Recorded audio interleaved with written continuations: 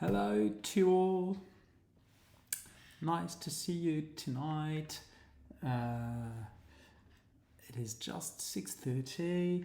I'm here, and of course I will wait until some of you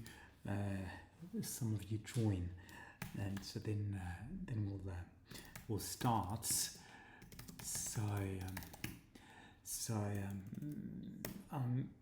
I'm not sure, so I do not know if this new time slot is working better for you than the one I had before.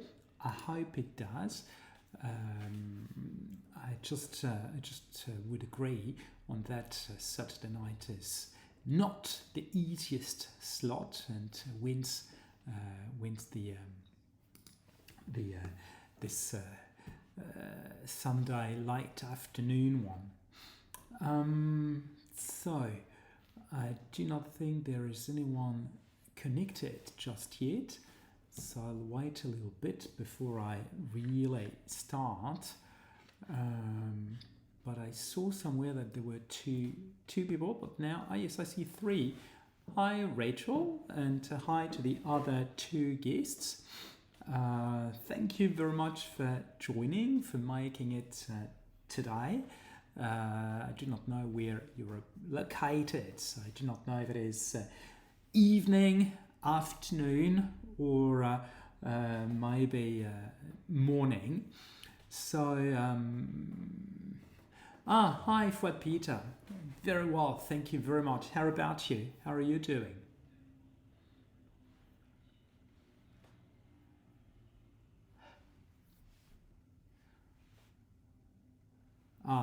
Awesome. So you saw that, I know you may not have seen yet, we, so with your co-supervisor, with Daniela, we received from the school the supervisor form for submission and oral defense, the one allowing you to proceed further. I filled it out, and it was on Friday night, so I received it around 6 p.m. on Friday. I filled it out and then sent it to her. So now we are waiting until she does her part and fills it out, and after this everything will be well on tracks. So everything is now started for you. And I think it's indeed a good idea by the year end of the process, trying to be clear with the requirements and with expectations, etc. It's always helpful, and then I will be able to also give some behind the scene insights into how this evaluation was designed in the first place and what the very expectations are. So hi new guest. So before I really move on with the theme, just an update on my side and how things have been or have gone this week. In general, everything has been very good. So I'm happy with the week I had. If you remember, last week I had a terrible fright when I decided to update my software of automation through AI, and I nearly lost everything. Managed to retrieve a number of things, but lost perhaps half a day of work. So it was a wee bit stressful and annoying. And this week was much better on this account, on this matter. Here, what is better is a couple of things. The first one is hi Mieva, nice to see you. Nice to see you here. I see we have a couple of more people. So great. So I was just saying that after I thought I had lost nearly everything and managed to restore, I decided to do something more as a matter of safety for my automations, for my dissertation assessment tools, because there are several tools, and I can share with you some more than what I just said last time. So what I did was that I decided to shift to take a stronger server. So I had, and I still have it, but I initially took a server which had, some good capacities, but not enough for a tool aimed at processing many requests at a time. If I remember, I told you that the first version, second version of my tools, plural form of my tools, are currently accepting one request at a time. So far I have been able to only assess one dissertation at a time. But when it is commercialized to universities and other schools, of course, it would be unrealistic to expect only one dissertation at a time to be assessed. So you probably will recognize yourselves in this, but usually when there's a deadline for submitting, most students submit by the deadline.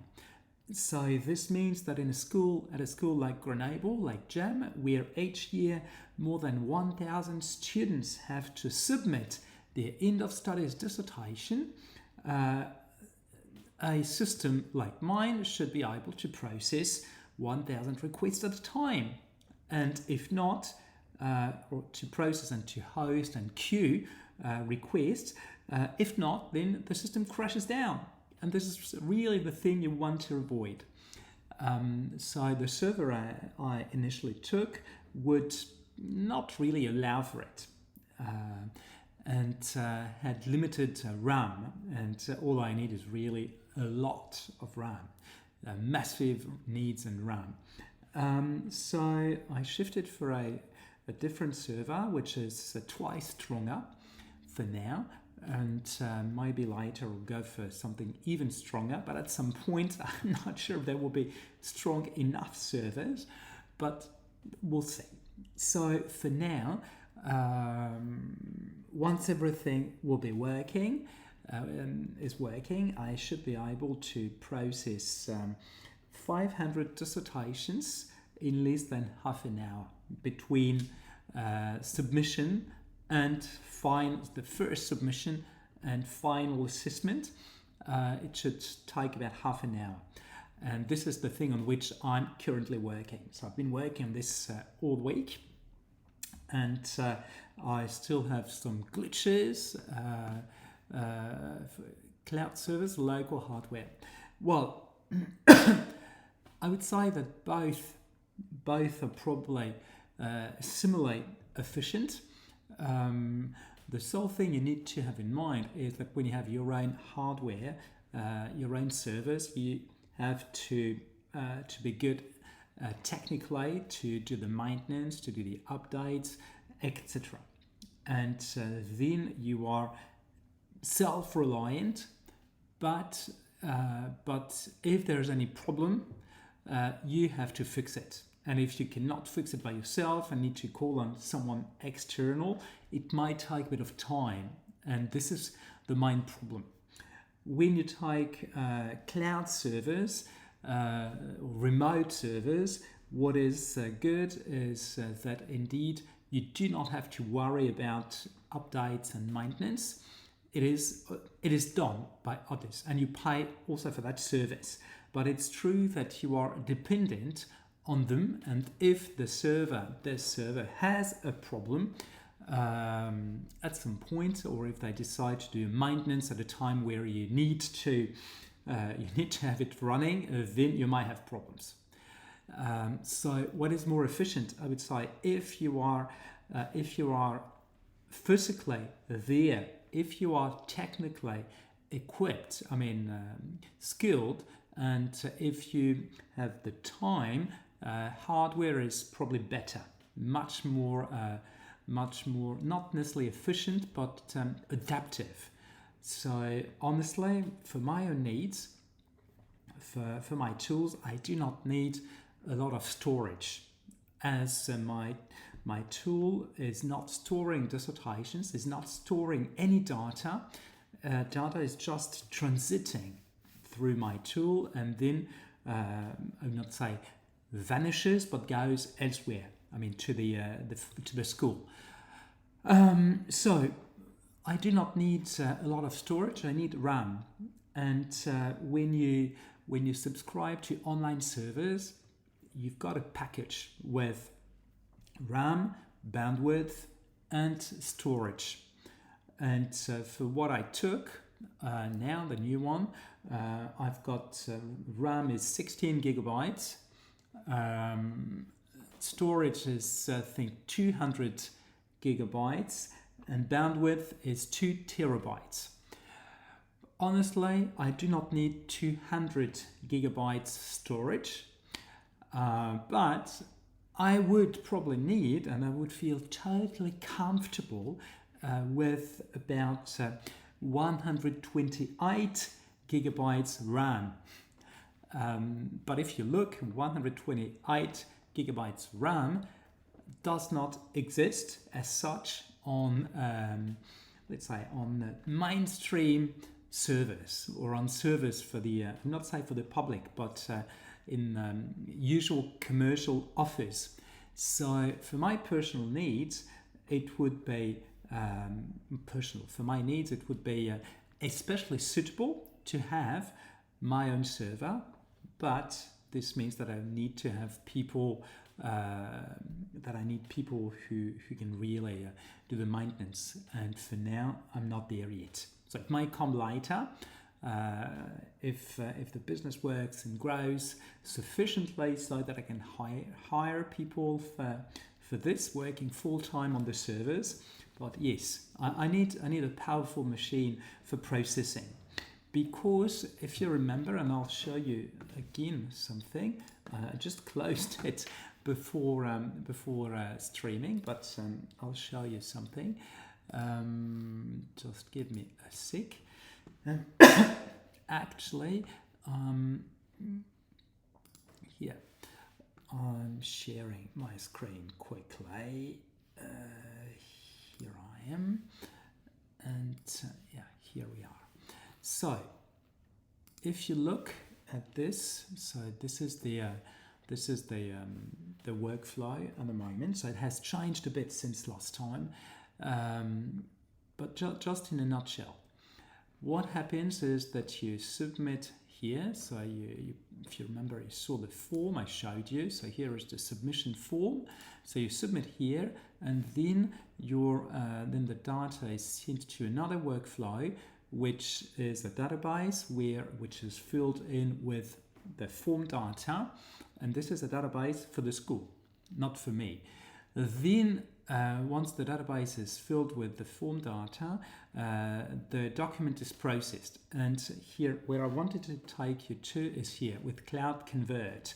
𝕬𝕬𝕦 is the node or the step where the document is converted into raw text, and it can be either a PDF or docx file, and it's converted into a text, so raw text, so it can be processed here, a different workflow with my AI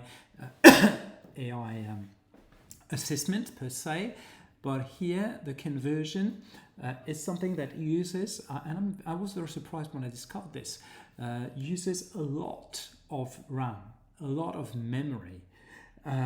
Actually, my understanding is that a 5 megabytes dissertation, so it's not big, 5 megabyte dissertation uses up to 200 or 300 megabytes in RAM. So this means that with 16 gigabytes RAM, I can process maximum, but at the very, very maximum, I can process 50 theoretically, so in theory, because then there will be another problem. There will be another problem here when the data has to be sent to the assessment tool, and then another problem at the end when I have to update the database with the comments you receive, plus the mark, plus the AI index and the similarity score. Here there are limits, so I have to take all those limits into account to make sure that nothing crashes. So honestly, if you're not cautious, and this is something I've started discovering lately, every step, if you're not cautious, at every step you can crash. Here, when you feed the database, for instance, you can only have up to 5 entries per second, which means that you cannot submit to the database more than 5 dissertations at a time, so in 1 second. If you do, then the system crashes down. And it's not my system, it is the database system. So I had to consider also queue, a queue for the database, a queue in milliseconds. So I'm optimizing the time, but then I also have to consider queuing here for converting the document into text. And when you are on this, you have to queue, and this queue has to be compatible with that one, of course. And after this, like I said, I've got the queue here to make sure there is no traffic jam, if I can say so, and then the same here at the end of the process when the database is updated with the marks, with the comments, and everything else. And here, what you see in at the bottom is something on which I will work next, which is the queue. The queue when you submit. So if 500 students submit at the same time, then they will be placed in a queue, and I will have 15 dissertations processed at a time. And like I said, at the end of the day, as the process is about 1.5 minutes, if you remember last time it was less than a minute, but if I prefer, as a matter of safety, as a buffer, considering 1 minute 30 for the whole thing, this means that 450 dissertations can be assessed in half an hour. So I'm good. I think it is still acceptable, having an entire cohort of students assessed in half an hour. And this is why I need a lot of RAM. So here, this conversion into raw text uses a lot of RAM. And indeed, if I had 128 gigabytes RAM, I could here process, like I said, I could process here up to 100 dissertations at a time, which means that an entire cohort could be assessed in 3 minutes, or less than 5 minutes. Do we need assessment in less than 5 minutes? Not sure just yet, but the question will probably arise when I have multiple schools and when schools have similar deadlines. If they all do have the same deadline, then of course I'll have to be able to process thousands at the same time. And for this I will probably need, I will need my own servers with mainly RAM. And I also discovered something.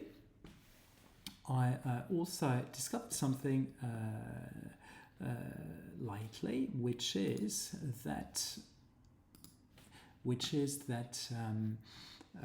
there is something called a swap.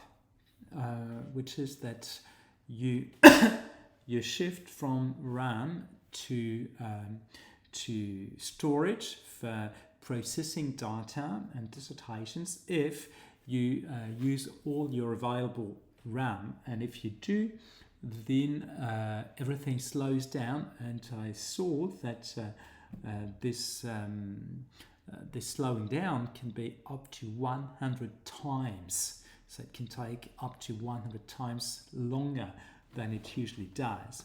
So hi, new guest. So yeah, do not want something lasting 1 minute to last for 100. So if it does last for 100, it means an hour 40, and no, I can't afford 1 hour 40 for one dissertation. Certainly not. So you see, it's that. What is interesting is that I'm learning a lot, not just on AI, because I think I'm probably relatively good at this, but I'm learning a lot with technology and the intersection of AI, technology, business, so business model, etc. So my business model is strongly reliant on technology and on technical capabilities, and this is where I'm at. So for this week, like I said, I continued working on this, and I also met with the dean of a group of schools I've known for years, and he is also interested in the tool. So it's one more, and he's eager to organize in November a meeting with other colleagues and organize a test phase for this tool. So I really need to have it ready for a large-scale test. When I say large-scale, I'm not saying 500, but at least 50, so that they could see what happens with 50 dissertations. So with my tool, with AI, this is where I'm at. And then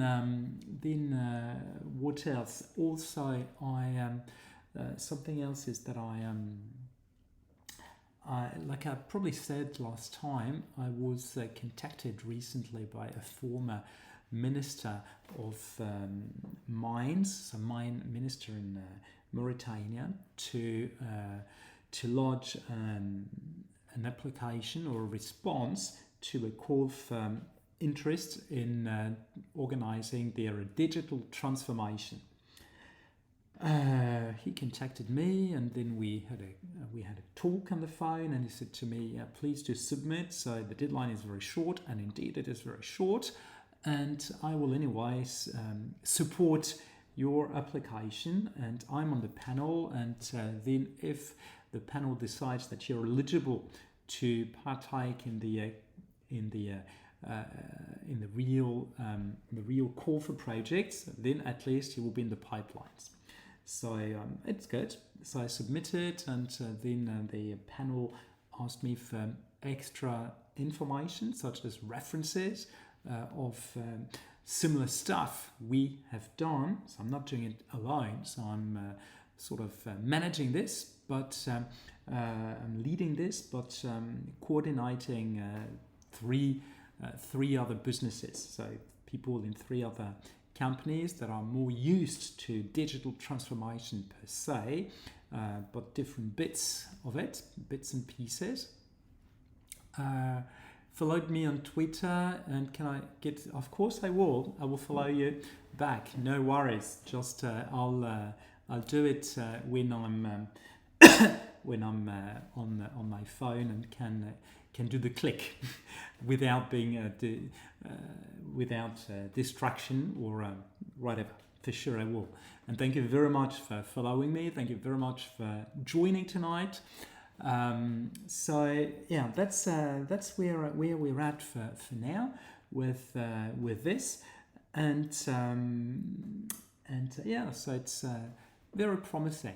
Very promising. I'm really happy with this and how things start going.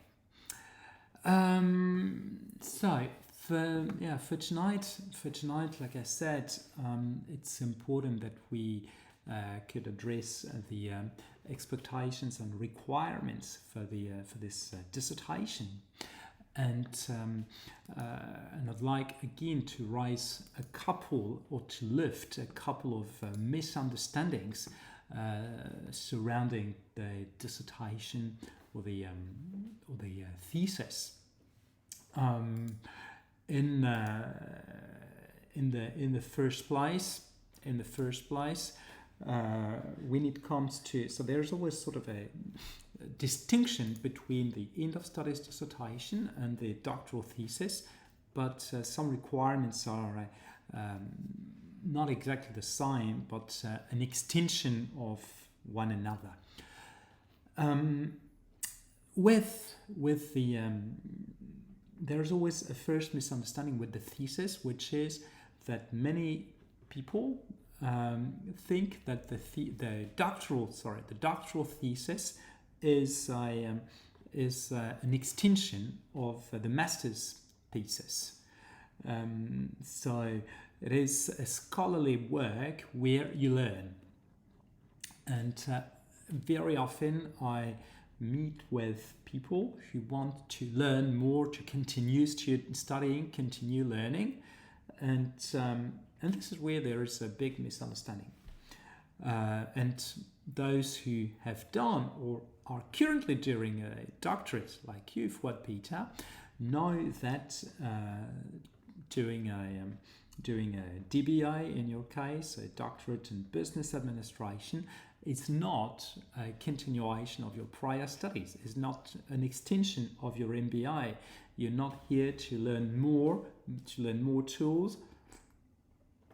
You're not here to learn more disciplinary material, to have more disciplinary knowledge. No, you're here to build knowledge, to develop knowledge. I also see, and I saw this week. Also, it's part of what happened this week. So this week I meet with two ladies who want to start a PhD, and I'm more than happy to supervise both of them. One is well on track, so she's in the right mindset. The other one is probably not quite there yet, as she tends to think that the doctorate is here to bring you an expertise, nearly a technical expertise, which is not the case. So when you do a doctorate, you're not here to learn anything technical. You're not here to develop a formal expertise. Your expertise is de facto because you have been able to cover knowledge on a certain topic in a certain area. You've been able to contribute to that knowledge, but you're not here to learn techniques. And this lady is still in this mindset that the PhD will help her develop new skills or expertise. And I think this is a big misunderstanding.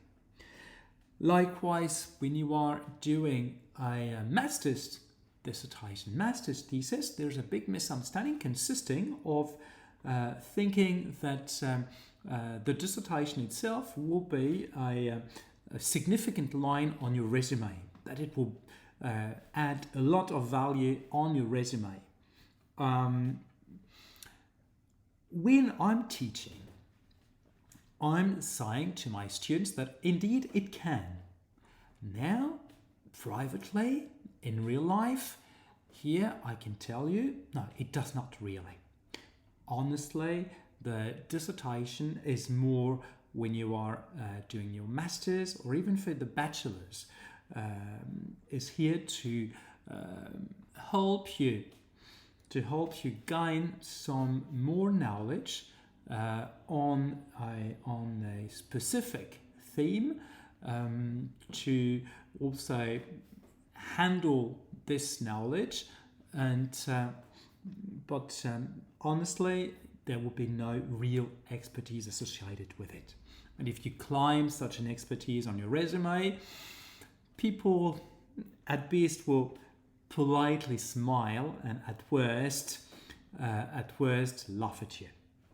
So no, it is not an expertise per se. That's the important thing. Where it matters, however, is when this knowledge to which you are contributing is grounded in something you are doing otherwise. This means for master's students, something very important is that we always, in most business schools, strongly encourage them to relate their dissertation to their internships, to their work, so that what they do is grounded not just in observations, but is grounded in lived experience. And last week I spoke of theory versus practice. So here the concern is that their dissertation must be grounded in day-to-day activities, so that it should be in the capacity of addressing practices. And I'm not redeveloping what we discussed last week on practices, unless you really want to, in which case I can, but I do not think it is central for today. So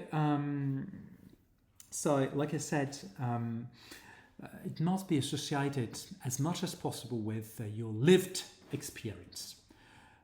And then, indeed, it contributes to your expertise, but it does not grant you new expertise in your field. And I think this is something central to understand. Otherwise, you might go through strong deceptions, strong disappointments. This is the first important thing. The first big misunderstanding.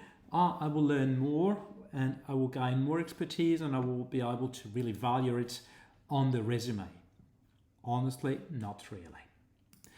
I'm sorry if it is disappointing you, but it's a sad truth, but it's a truth, and I think it's important knowing.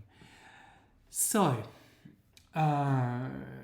another big misunderstanding is that so with both the doctorate and postgraduate or undergraduate dissertations, is that there is a sort of a confusion between beliefs or my personal convictions or opinions and research.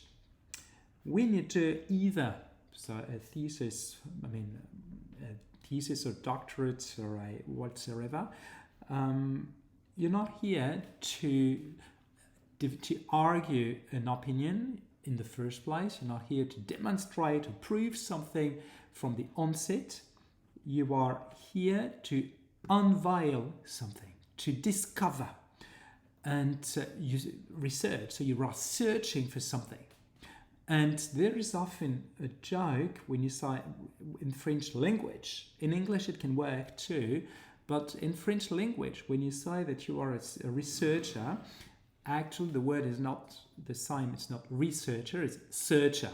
And people will often ask you, okay, and have you found anything? Or what have you found? So this means that when you do research, you're here to find something. I want to find something. I want to answer a question that has not been answered so far. I'm not here to prove that my point is right. I'm not here to prove that someone else is wrong. I'm really here to discover something. And This discovery can be big or smaller, it does not matter. Of course, when you do a master's thesis, and even more so when you do a bachelor's thesis, you cannot reasonably expect to have major contributions, to make a major discovery. You cannot expect to revolutionize knowledge and be granted a Nobel. No, you need more time than just the months that lasts for the dissertation. Like I said, there's this big misunderstanding where the thesis, the dissertation are not a place where you defend your opinion. And this is most of the time what is very difficult. Very difficult for students because you generally start based on a special personal interest in the topic. And you already have some fair knowledge of this topic through your lived experience, like I said just before. And this lived experience makes you come with some prejudices, with some preconceived ideas, and very often, yes, you want to prove others that they're wrong, or want to prove that you're right, or whatsoever, or demonstrate something. And here, like I said, on a number of occasions in previous and prior streams, you must be naive, in fact. You must be naive, so you're not coming here with answers, you're coming with questions. And the whole purpose is to answer those questions as much as possible, even if the answer is this question is not answerable.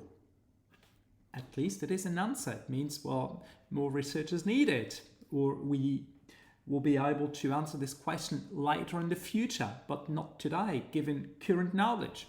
This is a possible answer. Frustrating, I agree, but it is an answer.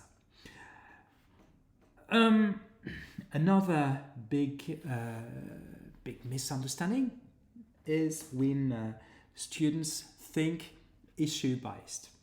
And if you remember, I know I mentioned this on a few occasions already, but very often, when you want to prove something, or when you are coming with some certainties, you think of a series of issues. If I study this, this has implications on that, so I need to study that as well. And this is also important. This is interesting too, etc. And on an ongoing basis. But at the end of the day, you miss the point. You miss the point. If you remember what I said many times, you are zooming in. And I'll show you just with my workflow, for my automations. Here, I would say, here is issue-based. Issue-based, I would say, okay, if I consider, I'm sorry if it's small and you cannot see, but if I consider the form on the left, so submission form, I should not forget that there's a database here that should be fed before things are assessed. But before I assess here, I must have the document converted into text. And then once it is assessed, then I must not forget that the database must be updated. And oh yes, and by the way, I must queue those excess dissertations. This is when you think issue-based. Now, dissertation, research. Here you've got, you've got a number of possibilities. If you take this as a broad theme, then research, you will focus on one thing. Oh, here I want to focus on this thing, conversion, cloud convert. So my entire thesis will be on this. trying to understand how this has an impact on this and how this enables that. Full stop. And people who think issue-based would say, oh yes, you're right, but it's very important to also consider this thing coming afterwards, or even consider as you are converting. It's important considering the processing. And you think, okay, if you think issue-based, why not? But in research, no. Research is not functioning this way. So here is the misunderstanding. And I know that I'm probably repeating a bit what I said on a few occasions, but it is very important to really understand the requirements.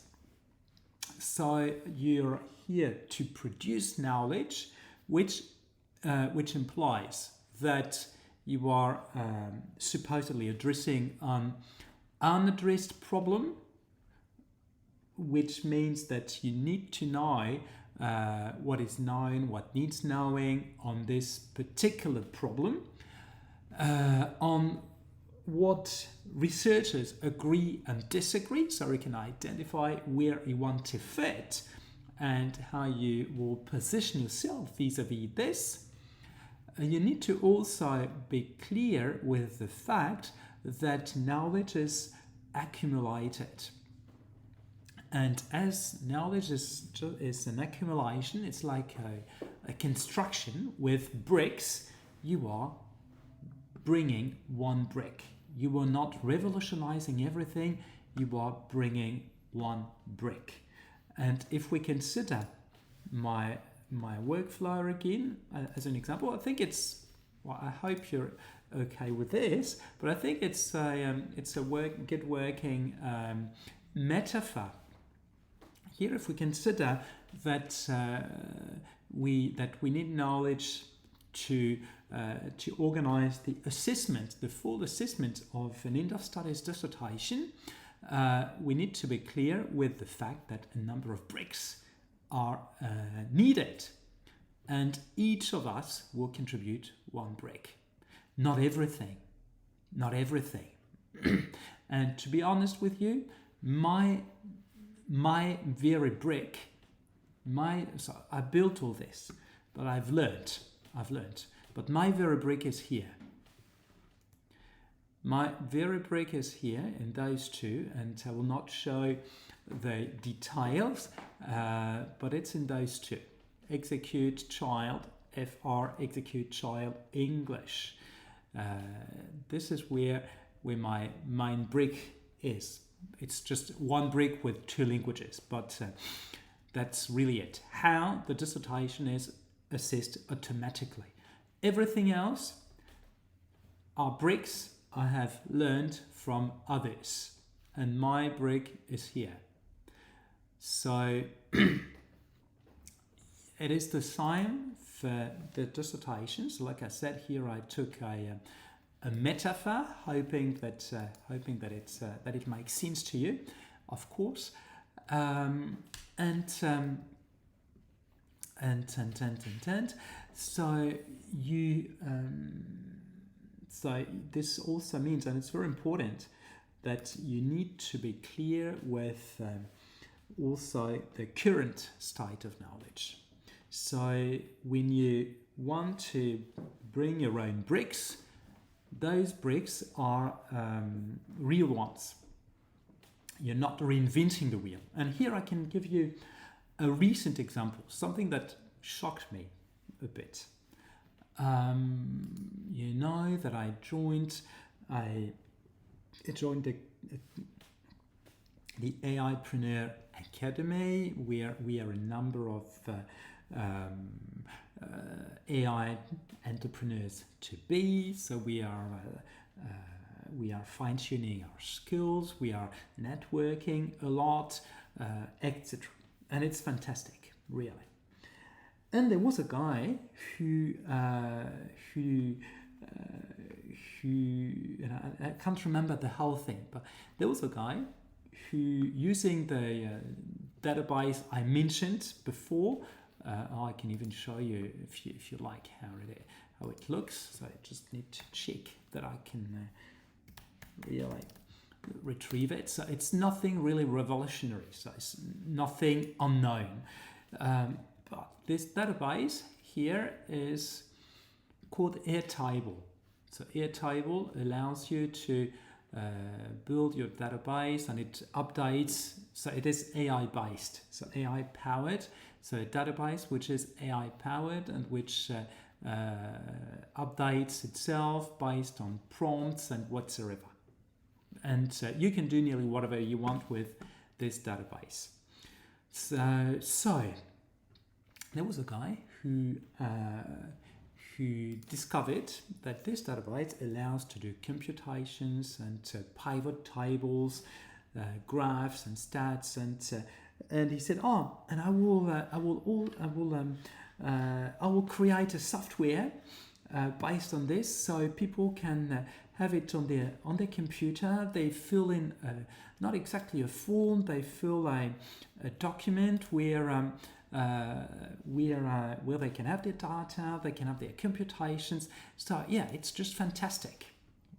Okay, and let me show you something. So you will certainly. How come? Yes, of course, and you will certainly recognize something. You know, I said to this guy, I think what you want to do, it's not working. How come? I think what you want to do is this. I said, oh yes, it looks like it. How come? How do you know that? I said, well, it's called Excel. He had never heard of Excel before.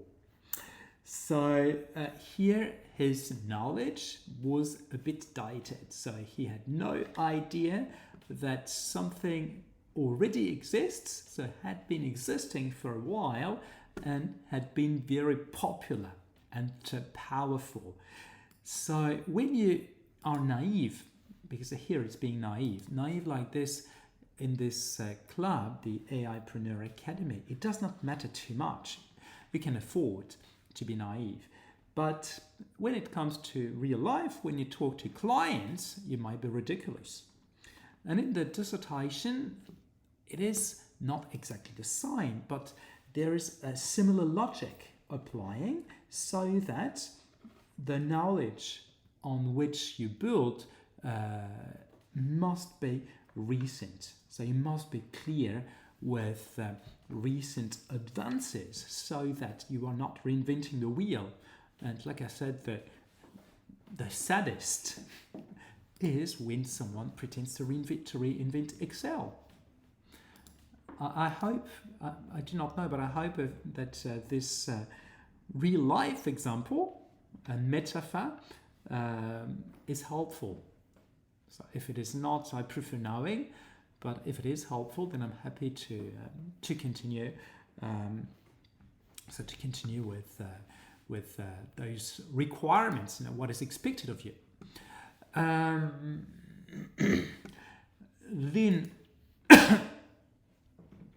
this means that with your thesis or dissertation, 80% of the work must be resting upon existing knowledge. Your contribution will be something like 20% of the whole thing. It is not great if it is helpful. It is not the whole thing which is a contribution in itself. No, if you were to have a contribution 8%, it would mean that you would have discovered and unveiled an entire new field, similar to Archimedes and the pressure, similar to the law of gravity with Newton, similar to the general law of relativity with Einstein, etc. In other words, you would be you would be eligible for a Nobel. I doubt many of us are. So, so this means you must be cautious, and cautious to make sure that at all times you are clear with existing knowledge. That's the important thing. What is now different with what you might have done before is coming soon. I'll share it with you now. Just bear with. So for those who know Miranda, you should recognize the British comedy Miranda. I love it. It's just very funny, so funny. So bear with me. So here I wanted to show you this as well, which I think could be really helpful in identifying the specificities of the end of studies dissertation or thesis, professional thesis, doctoral thesis. And I'm sorry about the typos here, which I'm discovering. When I prepared it, I didn't see the typos, although I proofread it many times. So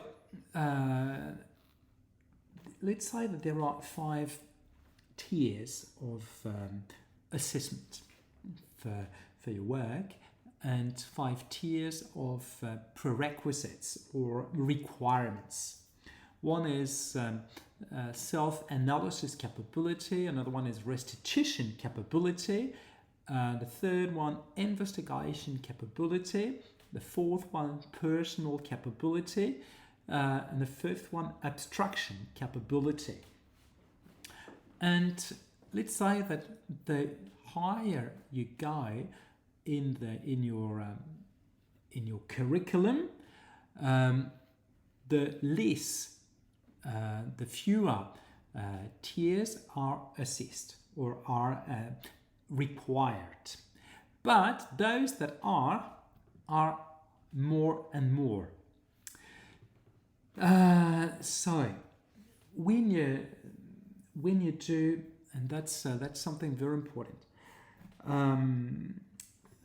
Many students, when they start here with their dissertation or thesis, do not really make a difference between this and an end of studies project, such as capstone, for instance, or an internship report. This means that they tend to think that they have to speak of what they do, speak of the context, and very often, too often, from my viewpoint, too often, students speak a lot of the context. When you ask them on what they want to work, I want to work on this because blah blah blah, and the environment is this, and the world has changed, etc. And they're speaking also of how they interact with this. But then, no, this is what you do in an internship report, where you describe the company, you describe the industry, you describe your work, etc. Right.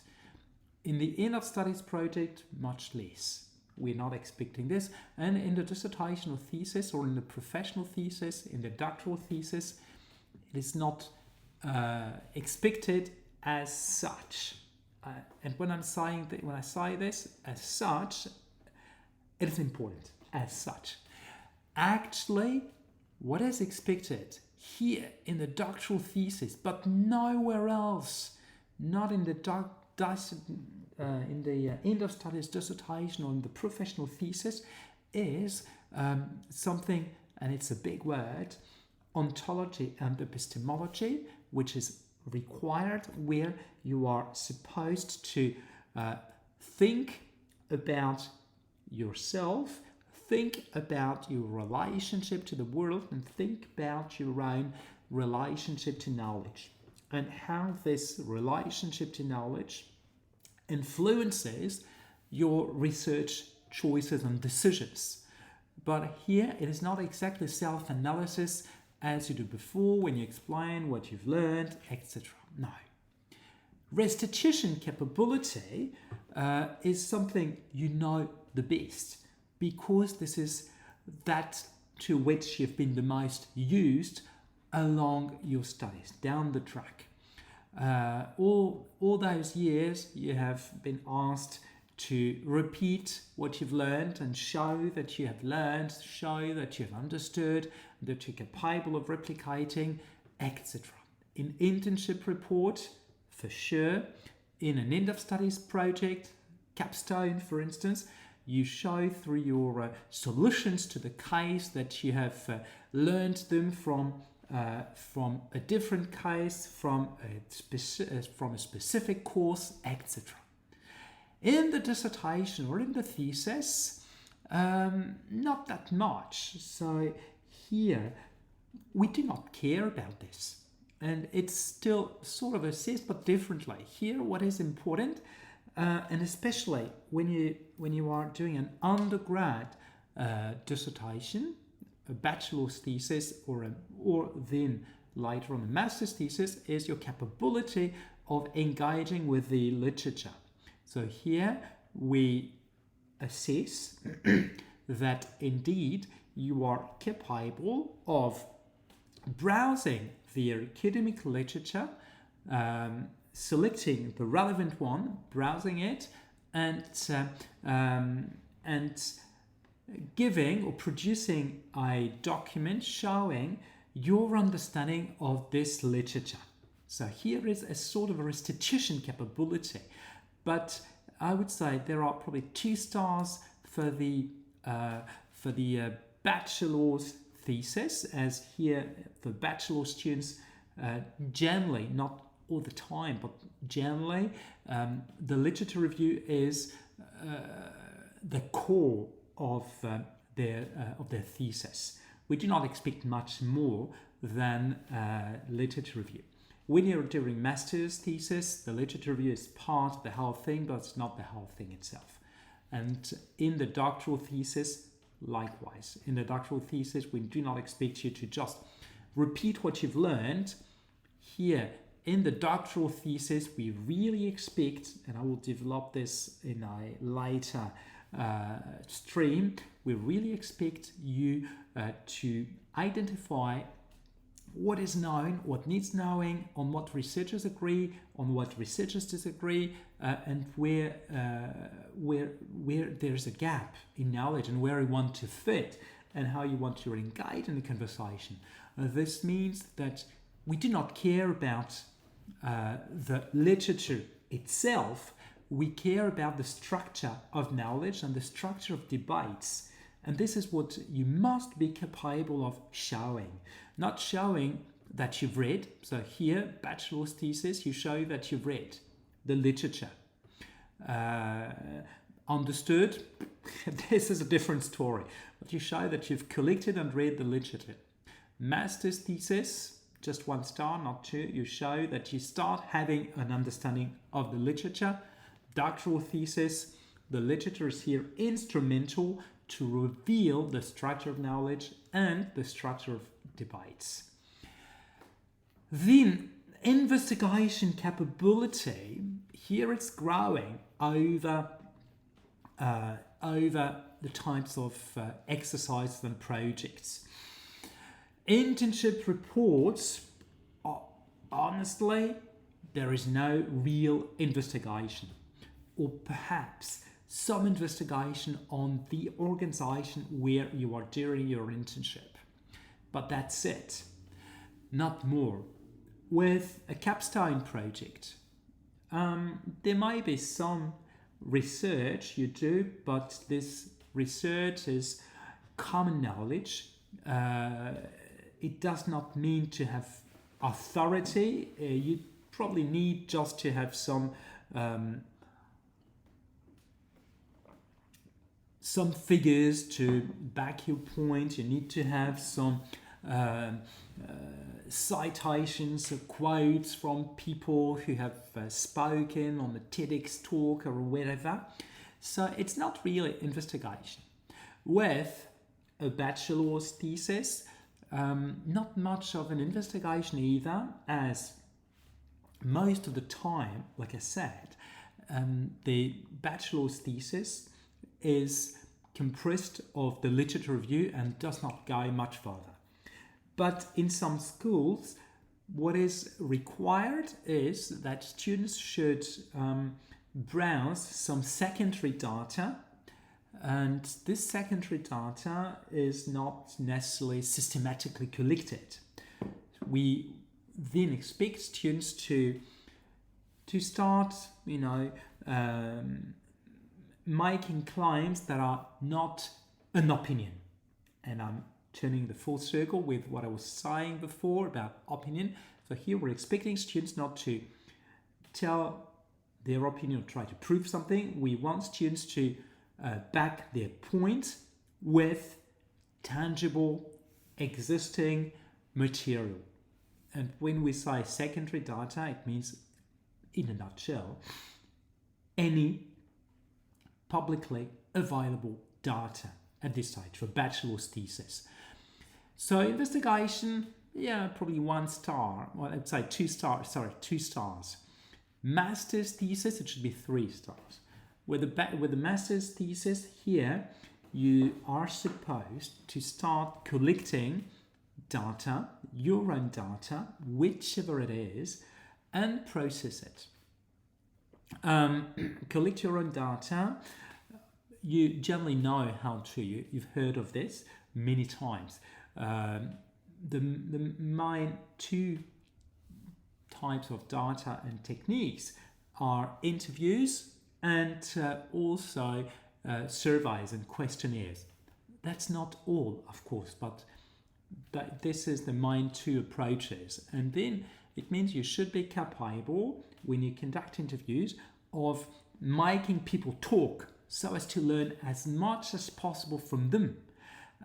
This means we assess not just the quality of the questions, but your ability to let people talk as much as possible. And here I've got 2 examples of students, or three examples of students who did interviews and learned a lot.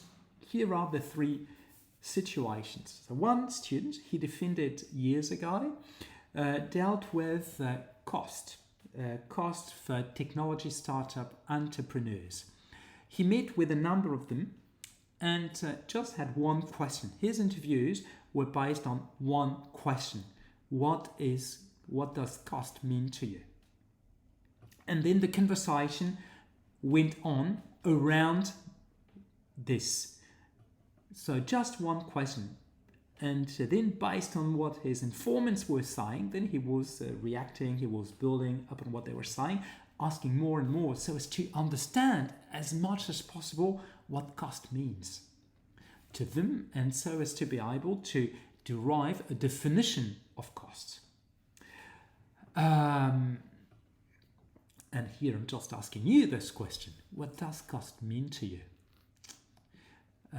Would you have a clear definition, a working definition of cost? Let me just check the chat quickly. And I'll then get back to this soon. Then I've got my other 2 examples. I'm not forgetting, of course. Where is the chat? The chat is here. Okay, so this is the first example. The second example is a doctoral student of mine. She started a year ago, and she's interested in female power, be it economic power as female entrepreneurs, political power, or also religious power, or any other spiritual power. And she has conducted so far a number of interviews with such women, and she had mainly one question. The question is, how would you... So there are 2 questions actually, not just one, sorry. The two questions are how would you tell in retrospect, how would you tell your own story and how you have reached this position where you're at today as a woman. And the second question is, has anyone influenced in a way or another who you are now as a woman? And with those two questions, I guarantee she has hours of interviews. With those two questions, she can spend 2 or 3 hours with her informants. So, and because she's reacting, she's asking more, investigating, and this is what really matters. But conversely, if we have interviews with 50 questions and just one sentence answers, honestly, answers will not be very rich, will not be very insightful, and there is a doubt that you as a student have really investigated much. And this is why I was saying that we indeed, for master's thesis, are concerned about your investigation capabilities. That's very true. So, sorry, I'm just trying to, got it here. And the third example, because I said I had 3. The third example is a doctoral student of mine who is currently reviewing her thesis. So she received a couple of weeks ago reports from reviewers, and she's now working on the revisions, or she's done with revisions, and she's working on burnout, on the perceptions of burnout, but how the manager's behavior can have an influence on burnout. But for this, she decided not to do in the mainstream way with very formal interviews. No, she did not wise. She had people, and she had 3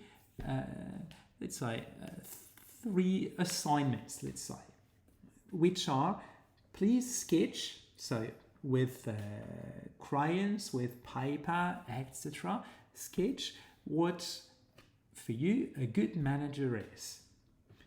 Second assignment, sketch what a bad manager is for you. And the third one is sketch your state of mind as of today, so right now.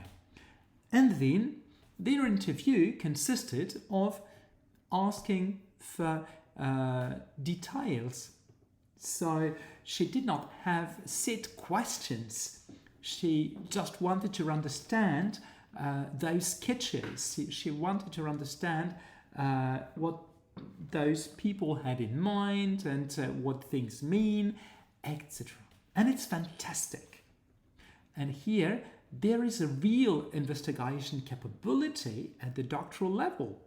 As in those 3 cases, we have students who do not need to have many questions, but who need to be capable of asking those right questions that enable to derive as much, so to learn as much as possible from the data, so from informants, in fact. Therefore here, methodology. So methodology is especially important in doctoral thesis. We very much care about the quality, or not. I wouldn't say the quality because it's very pretentious or pompous, but we care about the rigor associated with your data collection, and of course the way you will process data and the way you will learn lessons from data. And the The more you grow, the farther you go in your curriculum, the higher this requirement and this expectations are here with investigation capability. Fourth is personal capability, and with personal capability, here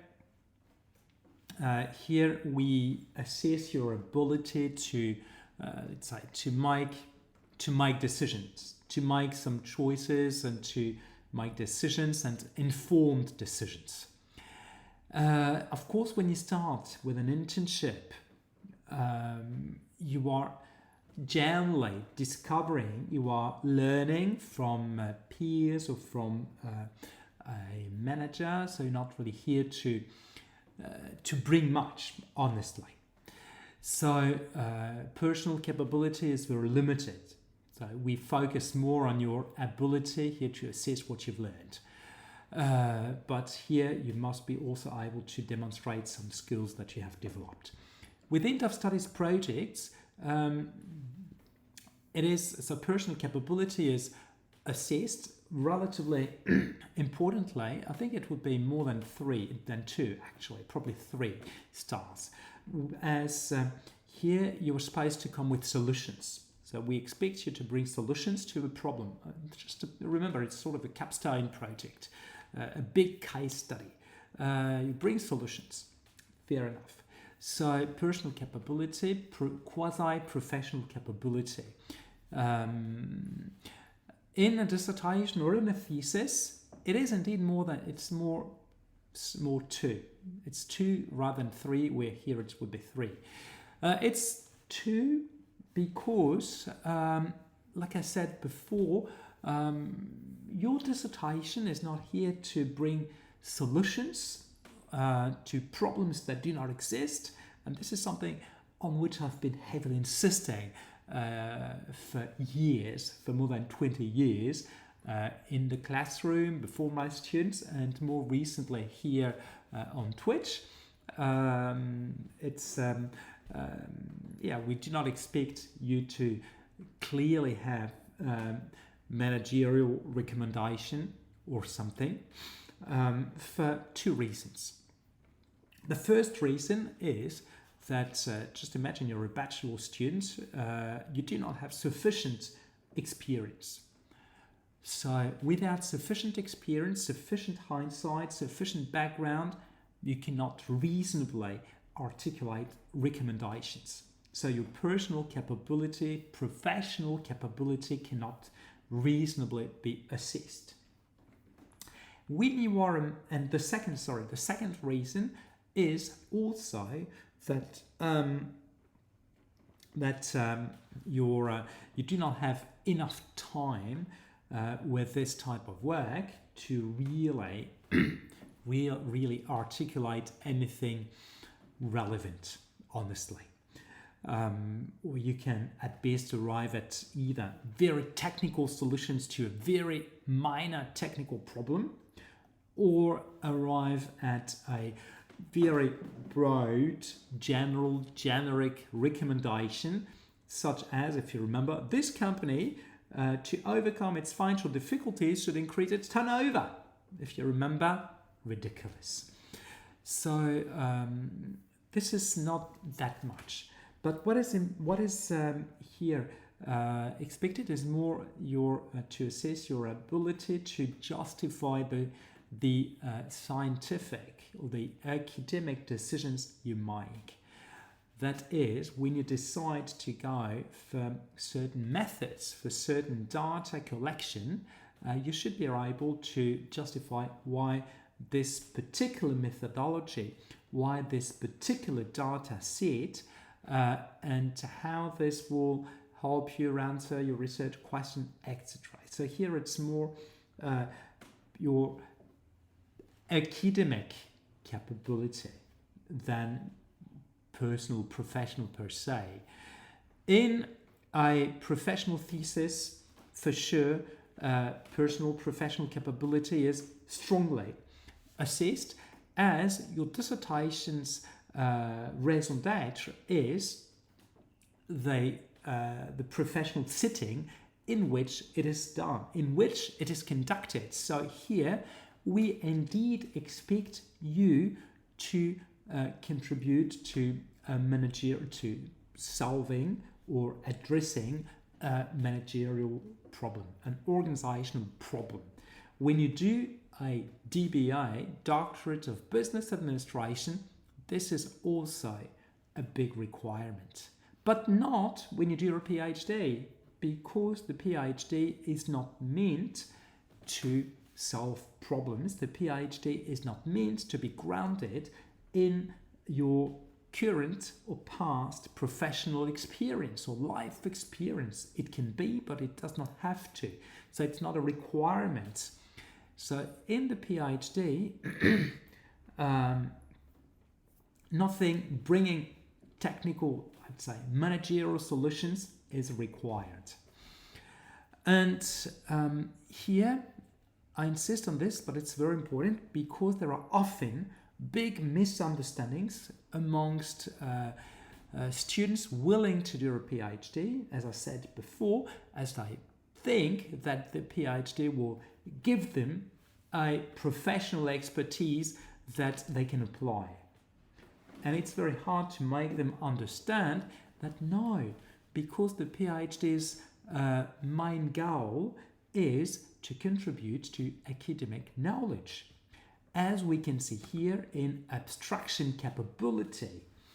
I'm sorry for the cough. Abstraction capability, when you do an internship report, is nil. Here, you describe what the promise was when you took this role, what you discovered, what you actually did, what you learned from it. Full stop.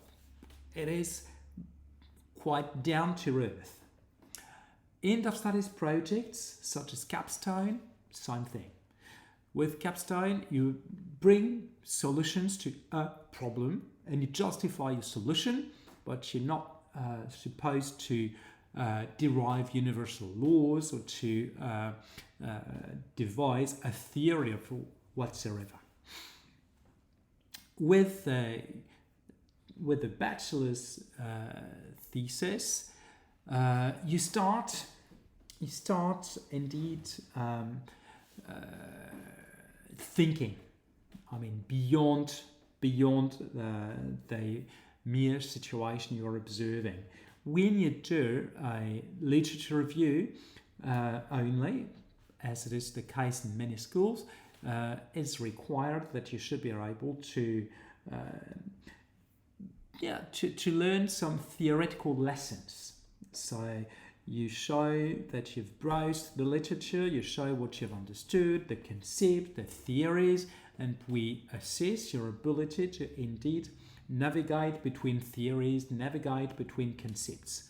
So it is, I would say, 1 star for bachelor's thesis, 2 stars for master's thesis. Well, yeah, I would say between 2 and 3 stars for master's thesis and 2 stars for professional.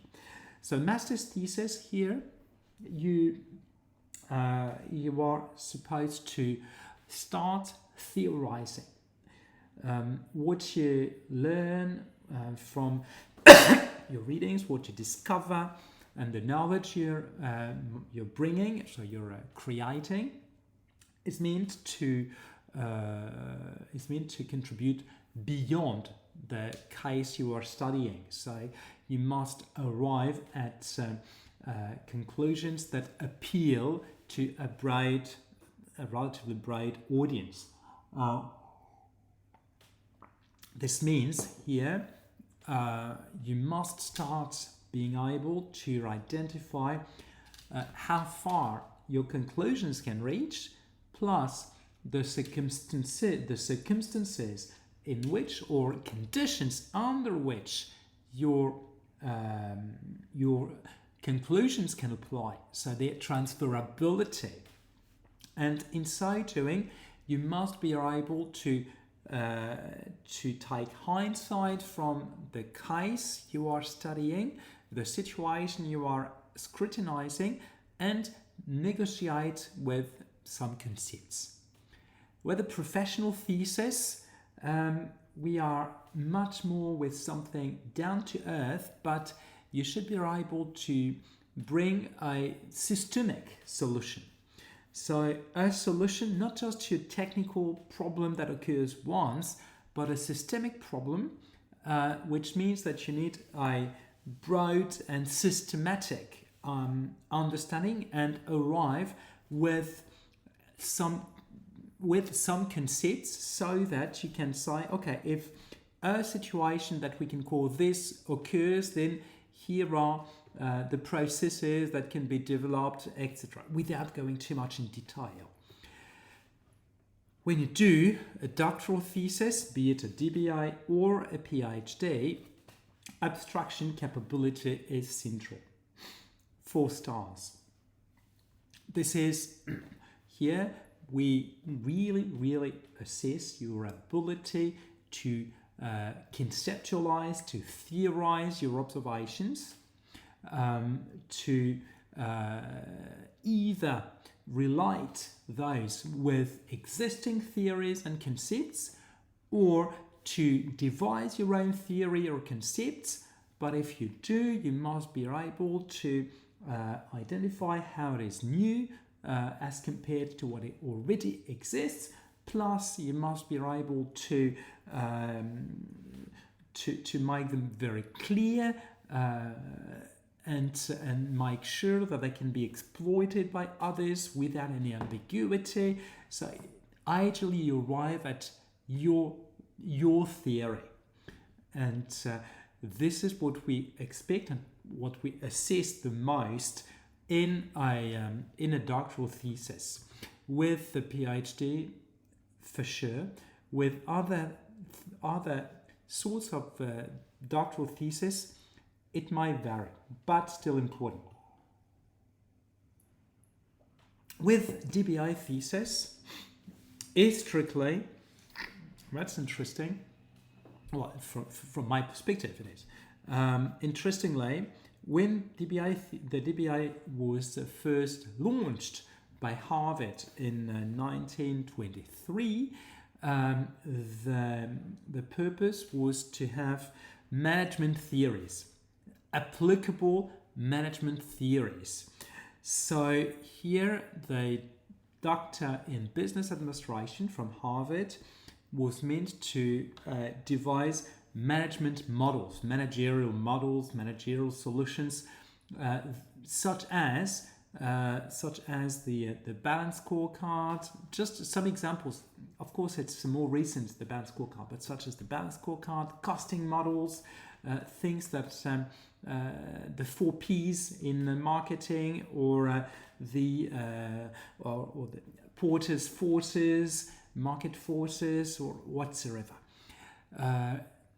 Then, over time, from the mid-90s until a couple of years ago, the DBA has become more and more theory-oriented, like the PhD, and for a couple of years only, there has been a slight shift whereby the DBA is meant to really have societal, organizational relevance. So the theory is worth provided it is relevant. I'm not saying applicable, but relevant, which means that pure intellectual conjecture, pure intellectual speculations are, for a DBA, not valued as much as they are for a PhD. So here I wanted to show you those compared requirements or expectations. So I hope things could be clear for you as to what is either or type of exercise, and so as to lift a number of possible misunderstandings. So yeah, I think I've covered. So I've covered for now nearly everything I think was important. Just a few more things I could add. So the end of studies dissertation is a document that presents a reflection on a topic of societal or organizational relevance. It's not just something that is disconnected from the real world. It is. It develops. It helps you develop some knowledge. So you acquire through your readings, but you develop by also contributing, creating knowledge on a specific topic by solving complex questions, problems. All this is based on a scientific, rigorous protocol. So your methodology, so as you're not just defending an opinion, as you're not just here to prove something or demonstrate on an issue-based mode, you are supposed to rest your point on substantiated evidence, be it coming from the literature, so your readings, or be it coming from empirical data that you collect systematically. Then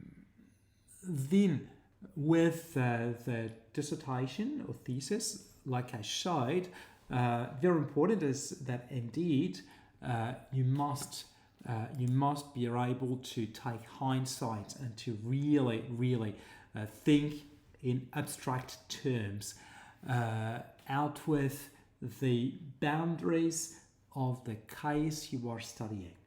And what is very important is that you should at all times ponder how far your work, your conclusions can reach, and to whom your work and your conclusions could appeal, and not just people who are in the case you are studying, not just those people whom you are meeting or whatsoever. No, beyond that, to whom. And when you think of this broader appeal, then you start thinking in more abstract terms. And this is something we really assess, and therefore it's very important to ask, so to spend a fair amount of time and pay good attention to the topic as we articulate it, and to the question you want to answer, the research questions, the things that we have discussed already, so in the past. This is what I think was probably important to address for today. I'm trying to see if there is anything else I have missed or forgotten, but I do not think there is anything major.